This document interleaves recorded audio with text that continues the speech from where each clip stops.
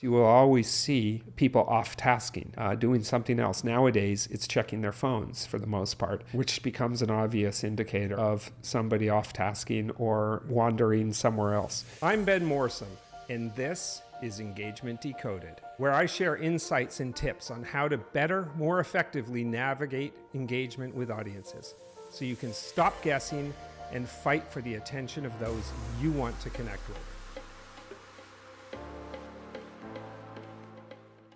I'm often asked by clients, how much can I expect my audience to pay attention at any given time? And I think they're pretty shocked at the answer, because what we discovered is, on average, audience members pay attention approximately 25 to 32% of the time. And this was a complex equation for us to work out with our behavioralists over the years, because it factors in things like mind wandering. And if anybody's read a book and gotten to the bottom of a page and then has to reread that page, that's mind wandering, and it's happening all the time. You cannot expect an audience to be giving you 100% of their attention. One, it's just not possible because we require a certain amount of our own attention just to operate and navigate in the world. We might be thinking of things that are taking place elsewhere, or what we have to do after this event or this meeting. There's always going to be these moments, or an email that we might need to get respond to. There's attention decline after 5 minutes, the propensity. These are things we're all acutely aware of as individuals, but when you start adding up the math as you look at an audience, now you can start to understand why we only have their attention 25 to 32% of the time. That's not a hopeless place to start, because the way I always saw it was, we have nowhere to go but up. And this is where intention comes in.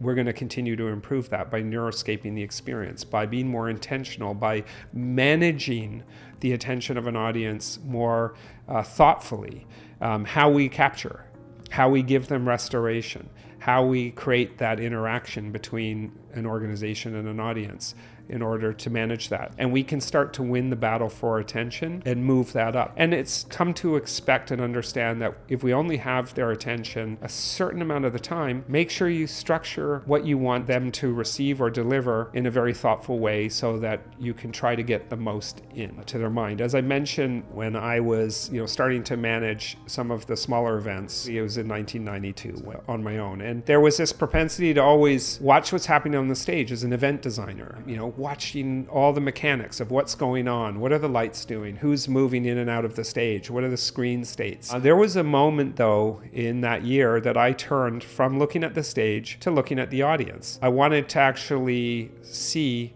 how they were receiving what we were doing. This was unconscious at the time, but it ended up becoming a habit of mine. And in a sense, informal research started to look at audiences and try to understand what was going on inside their minds. Were they actually paying attention in a way that was connecting to the experience, or were they just watching things because they were moving or because it interested them in that moment? Was what we were doing connecting with the majority of the audience? And, of course, you will always see people off-tasking, doing something else. Nowadays, it's checking their phones for the most part, which becomes an obvious indicator of somebody off-tasking or wandering somewhere else. But if you start to look at the audience from that more critical lens, you'd be surprised how much feedback you actually get, albeit informal. That is a great indicator of how your event is resonating and what you have to compete with for their attention. Thanks for joining me for another episode of Engagement Decoded. Do you want to learn more? Hit that subscribe button below and never miss an episode to learn how to increase engagement with your audience. I'm Ben Morrison, and thank you for watching.